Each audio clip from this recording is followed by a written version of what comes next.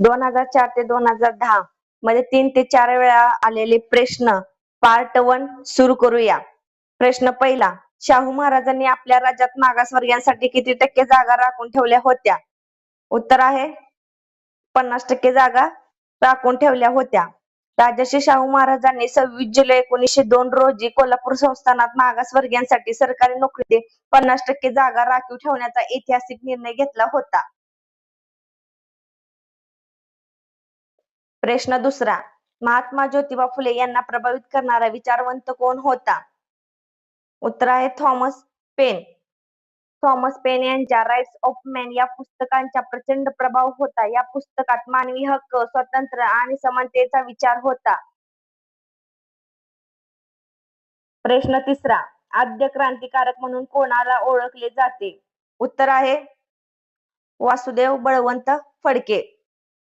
वासुदेव बळवंत फडके यांनी महाराष्ट्रात 1870च्या दशकात ब्रिटिश सत्तेविरुद्ध सशस्त्र उठाव पुकारला होता. त्यांनी रामोशी, कोळी, भिल्ल व धनगर समाजातील तरुणांना एकत्र करून आदी क्रांतिकारी फौज तयार केली व ब्रिटिशांविरुद्ध लढा दिला. प्रश्न चौथा, विठ्ठलाची मूर्ती विजयनगरहून पंढरपूरला कोणी आणली? उत्तर आहे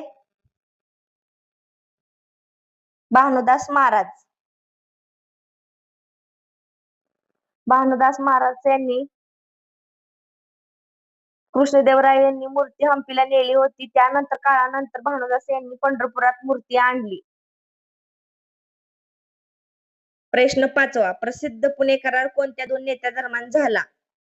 उत्तर आहे महात्मा गांधी व डॉक्टर बाबासाहेब आंबेडकर यांच्या 24 सप्टेंबर 1932 रोजी पुण्याच्या येरवडा कारागृहात पुणे करार झाला.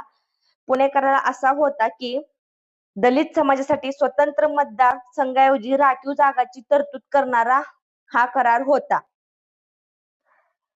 तर पार्ट 2 उद्या अपलोड करणार आहे, मिस करू नका.